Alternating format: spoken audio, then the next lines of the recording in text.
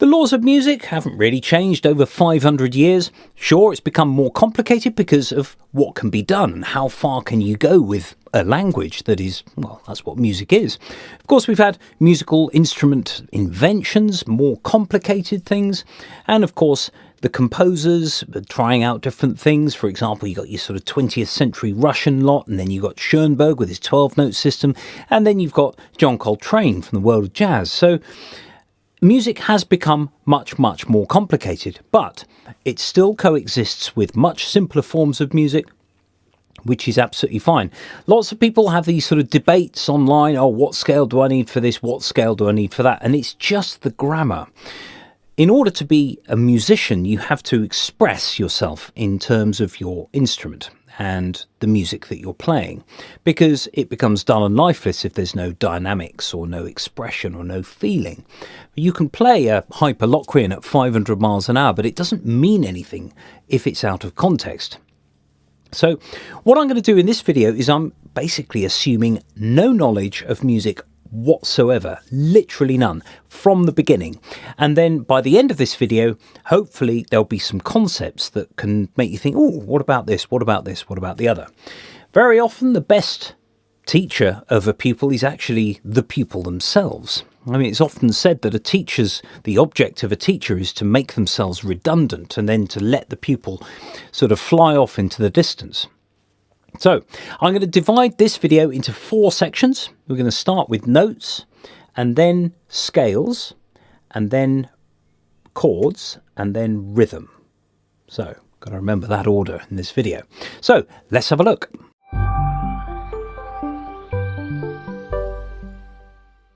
So first of all, notes. Now, in order to try this out, any smartphone will do, or tablet that you can buy a sort of, well, so actually you can get a free download of a piano, usually, and it's just enough to get you started. Now, I'm on iOS GarageBand here. If you look on your screen, you can see the piano, and the notes are labelled up. So, music works with the first 7 letters of the alphabet. So already you think, oh, okay. You know, you're not having to learn 26 things to start off with. It's just 7. So we have A on the piano, that is here. So you have your 3 black notes. You have a pattern on the piano that goes 2 black notes, 3 black notes, 2 black notes, 3 black notes, etc. all the way across the piano. So in the 3 black notes, just to the right of the middle one, is A. The letter A. Then we simply have our alphabet climbing along the white notes of the piano. B, C, D, E, F, G, and then back to A again. Now that A is basically the same note. You can assume that it's kind of the same. And actually, in physics terms, this A here represents 440 cycles per second coming through the air. 440 disturbances of the air every second results in that pitch. La! If we go up an octave, it doubles, so we have 880 cycles. And 220 the other way. And then, of course, you have much higher notes and much lower notes on the piano. What about the black notes then? Well, this is where it becomes a little bit tricky. But on GarageBand for iOS, you can actually label the notes. I've got the settings switched on here, so you can see that the black notes are called 2 different things. Okay. There are historical reasons for this, which I'm not going to go into, because you'd be bored to tears. However, if you have a black note that is just to the right of a white note, it becomes a sharp. So A here goes to A sharp, 1 semitone up. So the smallest interval in music is 1 semitone, or 1 half step. If I have a full step from A to B, that is the same as 2 semitones. There's your 1 semitone, and there's your next semitone to make your 2 half steps or a whole step. So we have these notes just repeating from A to G. Similarly, if you go to the left of this white note A, you get a flat. So the one that I had just now was called A sharp. This one is called A flat. So it's a slightly lower version of the A. So you have A flat, but it can also be called G sharp because G is the note before A, which can be sharpened. So there's a bit of an important sort of technical terminology here. To sharpen a note means to bring it up in pitch by one semitone. This does mean that you can get B sharp. If you look at B and C on the piano here, there is no black note between them. So B and C are actually one semitone apart. The same distance from B to C as you had from B to B flat. So B to C is 1/2 step or a semitone. So B can be called B sharp. Or rather, B can become B sharp by becoming C. Similarly, C flat is a B. You get a similar pair at E and F. E sharp is F, F flat is E. They're not so common, so don't worry too much about them, but if you get that sort of concept, it means that when you come up to it, it's fine. You can say, oh yeah, I can see that. So that's notes. Second, we've got scales. If we go from A to A, just using the white notes, we get something called the natural minor scale.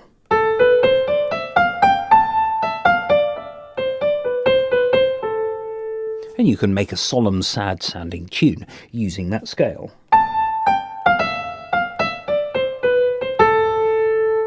Haven't used any black notes at all. I'll cover those in a minute, but actually the most important thing is to get the sounds of these.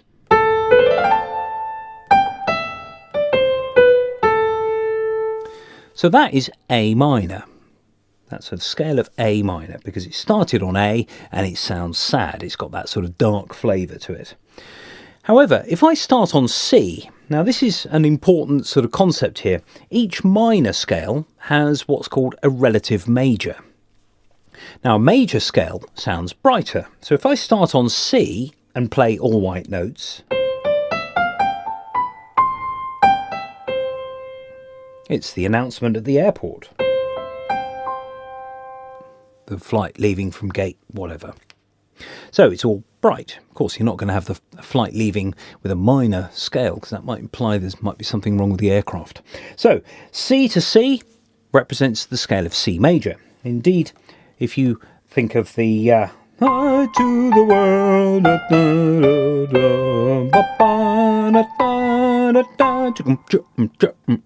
it's all nice and happy. So each minor scale has a relative major, or vice versa. Each major scale has a relative minor.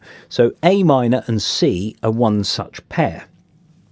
Now sometimes if we stick with the C major scale, C, D, E, F, G, A, B, C, some people know this as the tonic solfa. So you go do, re, mi, fa, sol, la, ti, do.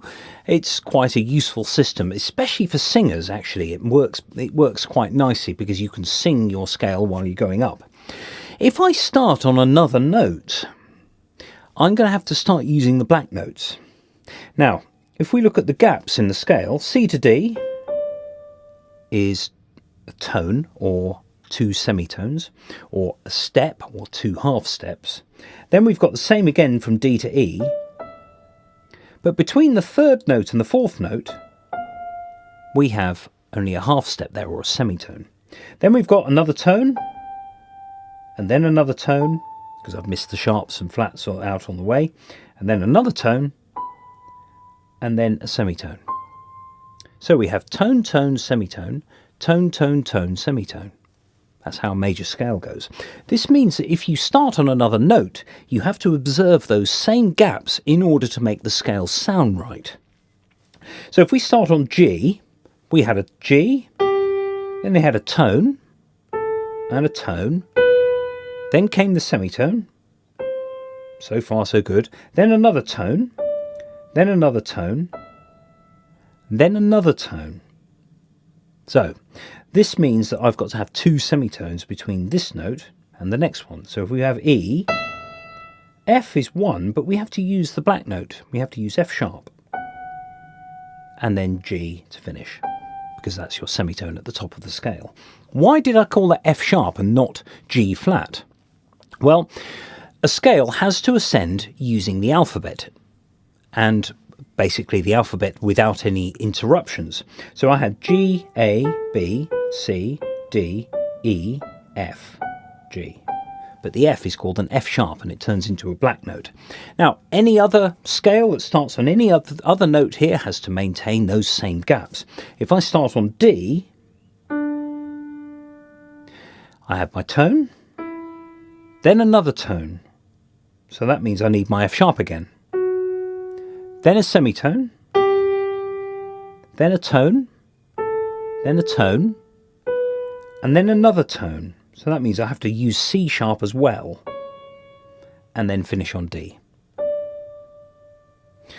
And that's basically how it works. So if you keep in mind from the first note to the second one, you've got a tone, then you've got another tone again between the second and third notes, then you've got your semitone, and then tone, tone, tone, semitone. And that makes your major scale. And if you play those scales and you can work out those scales, essentially all of the other scales that exist in music are basically variations on that. Okay, so thirdly, we've got chords. Now, what's a chord?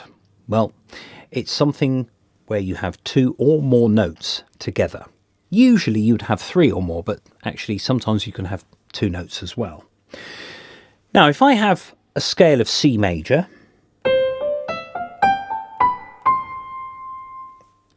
the chord of C major, and this is the same as in any other major scale. If you look back on the section of scales, you can obviously start a major scale in different places. The major chord, according to the note that you started on, has the first note, the third note, and the fifth note. So you missed out 2 and 4. So that means you've got C, you miss your D out, E, miss the F out, and then G. And then you play those all at once. And there's your C major. Now C major, it sounds nice and bright. We're back to the aircraft announcement. There I had a fourth note, which is actually the same as the first one again. So that's a major chord. Now, I played a scale of D major just now, which went like this.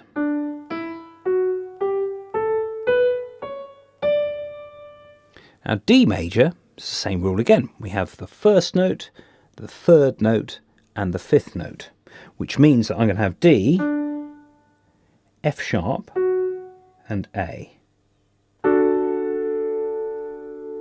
And that's how a major chord is worked out. It's the first, the third, and the fifth.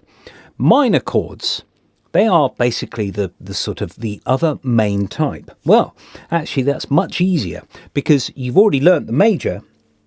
All you do is you flatten the third note. You think, well, what does that mean?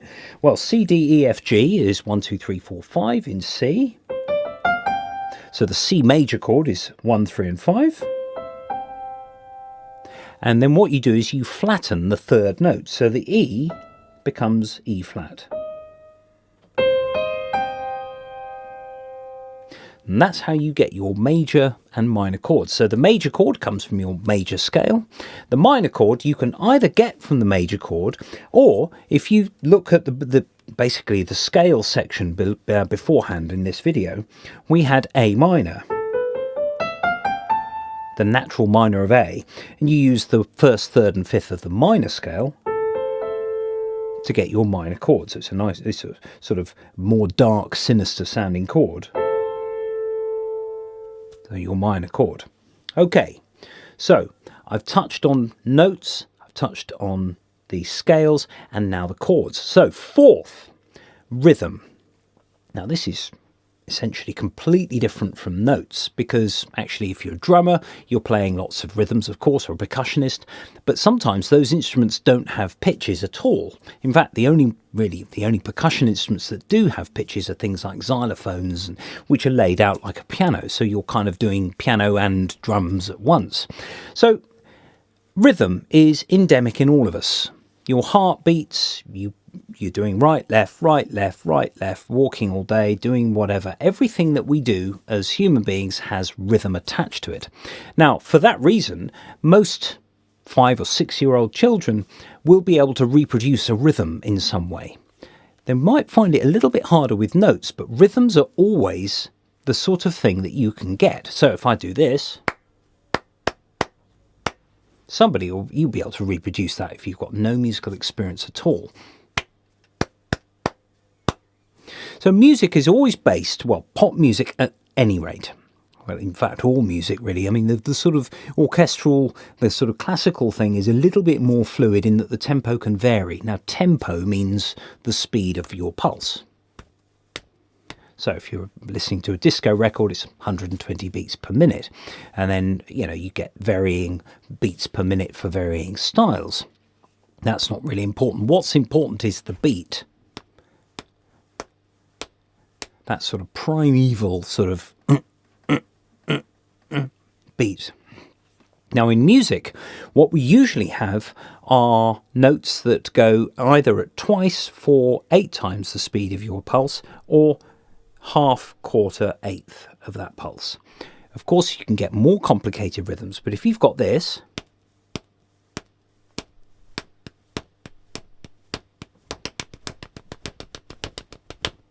essentially all I've done is speed up both on each occasion. So I had my beats first, which are actually known, well, most music are known as crotchet beats or quarter notes. Quarter notes are quite a good thing to hold on to, actually. The American system does work, in my view, better than the crotchet, quaver, semiquaver. Now, they all have these names that are assigned to different rhythms.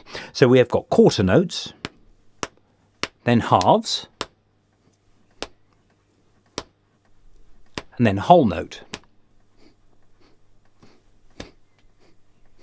Now, of course, this is percussive at the moment. If it was a note, ba da da da da da da da, there are your quarters, and then da da da da da. So you have your quarters, your halves, and your whole notes. Of course, you can go the other way and sing quicker, and you can get your sort of doubling of, or rather sort of doubling of speed or halving of length. Now, you can have notes that have 3 per beat. Ba, ba, ba, ba, ba, ba, ba, ba, ba, ba, ba, ba, ba, ba, ba. And that's the sort of basis of a sort of more of a swing rhythm. And if you got your